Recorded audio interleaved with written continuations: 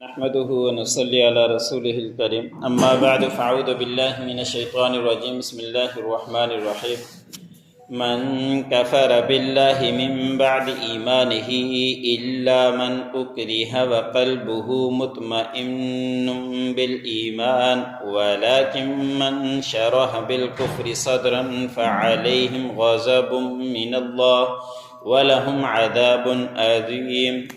ذلك بأنهم مستحبوا الحياة الدنيا على الآخرة وأن الله لا يهدي القوم الكافرين۔ سورۃ النحل کا درس چل رہا ہے۔ اسی سورت کی آیت نمبر 106 اور 107 تلاوت کی گئی۔ ان آیتوں کے اندر اللہ رب العزت نے ایک مسئلے کے متعلق بیان فرمایا ہے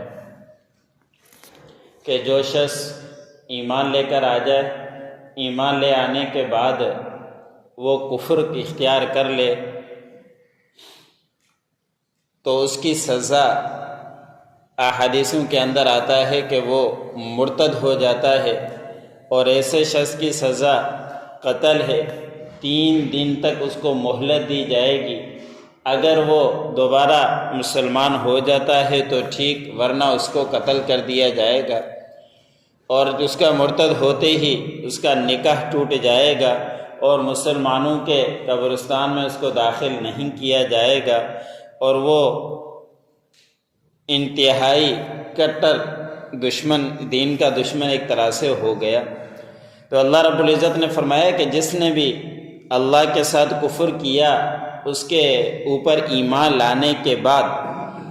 مگر اگر کوئی مجبوری آ گئی، کسی نے سخت مجبور کر دیا، تو مجبوری کا مسئلہ الگ ہے۔ صحابہ اکرام کے ساتھ کچھ واقعات اس طرح کے پیش آئے تو اللہ رب العزت نے ان کو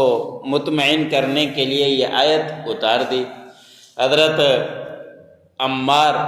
حضرت یاسر، حضرت سمیہ رضی اللہ تعالی عنہ، یہ یاسر والد ہیں، عمار ان کے بیٹے ہیں، سمیہ عمار کی والدہ ہے۔ یہ تینوں جب مسلمان ہوئے بہت ہی کمزور تھے، مال کے اعتبار سے بھی اور پریشانی کے اعتبار سے بھی۔ مفسر نے لکھا ہے کہ ایک دن یہ کسی راستے سے تینوں جا رہے تھے تو کافروں نے ان تینوں کو جھکڑ لیا اور ان کو تنگ کرنا شروع کیا کہ تم مسلمان جو ہوئے ہو اس سے ہٹ جاؤ، ورنہ تمہیں ختم کر دیا جائے گا، تمہیں قتل کر دیا جائے گا، تمہیں سزا دے دی جائے گی۔ تو حضرت یاسر رضی اللہ تعالی عنہ تو مضبوط ہو گئے کہ آپ نے جو کرنا ہے کر لیجئے، لیکن میں اسلام کو چھوڑنے والا نہیں ہوں۔ اور اس کو بہت ہی زیادہ ستایا گیا، لیکن حضرت یاسر رضی اللہ تعالی عنہ مضبوط بنے رہے اور ان کافروں نے مار کر ان کو شہید کر دیا۔ اسلام میں سب سے پہلے اول شہید الاسلام حضرت یاسر رضی اللہ تعالی عنہ ہیں کہ اس وقت ایمان کو ابھی تک ظاہر بھی نہیں کیا جاتا تھا، تو ان کو پکڑ لیا تو ان کو سزا کے طور پر قتل کر دیا۔ سب سے پہلی شہادت اسلام کے اندر پانے والے حضرت یاسر رضی اللہ تعالی عنہ۔ اس کے بعد یاسر کی اہلیہ سمیہ رضی اللہ تعالی عنہ کو کہا کہ آپ اس اسلام کو چھوڑ دو، ایمان کو چھوڑ دو، ورنہ آپ کے ساتھ بھی یہی کیفیت ہوگی۔ تو انہوں نے بھی مضبوطی کے ساتھ اپنے آپ کو جمائے رکھا کہ آپ نے جو کرنا ہے کر لے، لیکن جو اسلام لے کر آ گئے ہیں ہم اس کو ہم چھوڑنے والے نہیں ہیں۔ اتنا مضبوط اسلام تھا، کتنے کمزور لوگ تھے، لیکن اتنا ایمان مضبوط تھا کہ اپنی جان دینے کے لیے تیار تھے، لیکن اس اسلام لائے ہوئے دل کے اندر مضبوط اتنا اسلام تھا کہ ان کو چھوڑنے والے نہیں تھے۔ اور سمیہ بھی رضی اللہ تعالی عنہ اسلام میں سب سے پہلے عورتوں میں شہید ہونے والی ہے۔ اس کے ساتھ بھی ابو جہل نے اور دیگروں نے یہ کیا کہ اتنی سخت سزا دی کہ ان کی ٹانگوں کو اونٹوں کے ساتھ باندھ دیا گیا، پھر اونٹوں کو مخالف سمت چلا دیا گیا، اس وجہ سے وہ چیر کر 2 ٹکڑے ہو گئی، لیکن اسلام کو انہوں نے بھی نہیں چھوڑا۔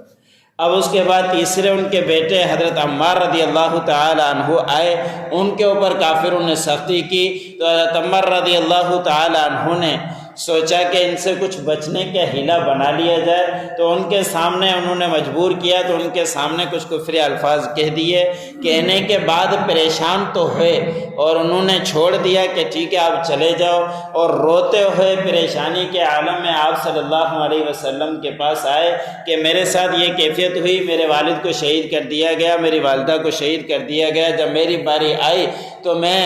زبان سے کفریہ کلمات کہہ دیے تھے، اب میرے لیے کیا حکم ہے؟ تو آپ صلی اللہ علیہ وسلم نے فرمایا کہ آپ کے دل کی کیفیت کیا تھی؟ تو حضرت عمار رضی اللہ تعالیٰ عنہ نے فرمایا کہ میرا دل تو مضبوط تھا، میں دل کے ساتھ ایمان کے ساتھ مضبوط تھا، میں نے دل سے کوئی ایسے الفاظ نہیں کہے۔ تو حضور صلی اللہ علیہ وسلم نے فرمایا کہ پھر کوئی مسئلہ نہیں، اور پھر اللہ رب العزت نے یہ آیت اتار دی ان کی تسلی کے لیے کہ آپ کو اس سے پریشان ہونے کی ضرورت نہیں، اس لیے کہ آپ کا دل مطمئن تھا ایمان کے ساتھ، اور مجبوری کی بنا پر اپنی جان بچانے کے لیے الفاظ کہے تو اس سے کوئی حرج نہیں ہے۔ اس طرح کے کئی واقعات مفسرین نے اور حدیثوں کی کتابوں کے اندر آتے ہیں کہ ان کو مجبور کیا گیا، تو جب مجبور زیادہ کیا جائے تو عزیمت اور ہمت اسی کے اندر ہے کہ اپنی جان دے دے لیکن ایمان کو نہ چھوڑے۔ لیکن اگر مجبوری آ جاتی ہے تو اپنے دل کی تسلی رکھے، زبان سے کہہ دیا اور اپنی جان بچا لی، لیکن یہ اس وقت ہے کہ جب سامنے والا جان کی دھمکی دے اور ہمیں قوی امکان ہو کہ یہ جان سے مار دے گا، اس وقت یہ کفر الفاظ کلمے کہنے ہیں، ورنہ اگر وہ جیل کی دھمکی دیتا ہے تو اس وقت بھی نہیں،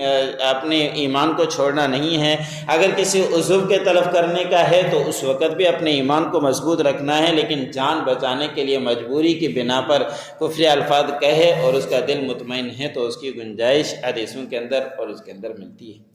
اور اس کے اور بھی واقعات ہیں۔ مسلمہ کذاب جس نے جھوٹی نبوت کا دعویٰ کیا تھا، اس کے سامنے حبیب رضی اللہ تعالی عنہ آئے تھے، اور مسلمہ کذاب نے کہا کہ آپ محمد صلی اللہ علیہ وسلم کو رسول مانتے ہو؟ انہوں نے کہا میں مانتا ہوں۔ 2-3 دفعہ یہ سوال کیا، اس کے بعد سوال کیا کہ آپ مسلمہ کذاب کو یعنی مجھے آپ نبی مانتے ہو؟ انہوں نے کہا کہ آپ کی آواز میرے کانوں تک نہیں آ رہی، آپ کیا کہہ رہے ہو؟ اس کے بعد دوبارہ اس نے کہا کہ مجھے آواز آپ کی نہیں آ رہی۔ تیسری دفعہ کہا، انہوں نے کہا کہ یہ میں ہرگز نہیں کہہ سکتا کہ آپ کوئی نبی ہو، آپ تو جھوٹے ہو اور جھوٹے نبوت کے دعویٰ کرتے ہو۔ اس کے بعد حبیب رضی اللہ تعالیٰ عنہ کو اسی بنا پر شہید کر دیا گیا۔ حضرت خبیب رضی اللہ تعالیٰ عنہ کے ساتھ بھی اسی طرح کا معاملہ آیا، ان کو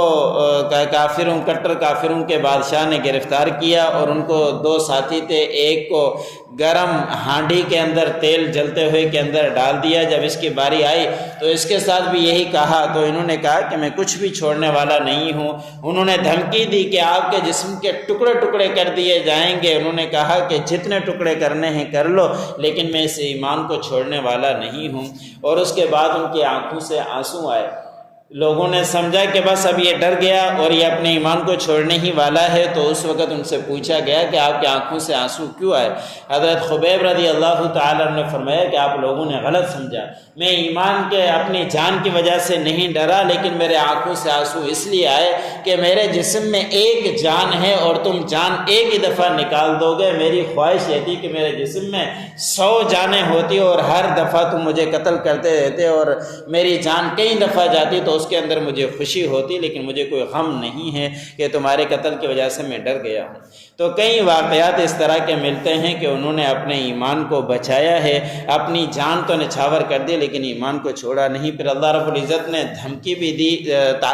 سختی بھی کی کہ جو کوئی اس طرح کا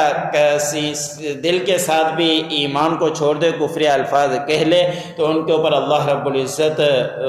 غصہ ہوں گے، غضبناک ہوں گے، اور ان کے لیے قیامت کے دن بڑا عذاب ہے۔ اس وجہ سے کہ انہوں نے دنیا کی زندگی کو پسند کیا آخرت کی زندگی کے اوپر، حالانکہ آخرت کی زندگی ہمیشہ والی زندگی ہے۔ بے شک اللہ رب العزت کافر قوم کو ہدایت نہیں دیتے۔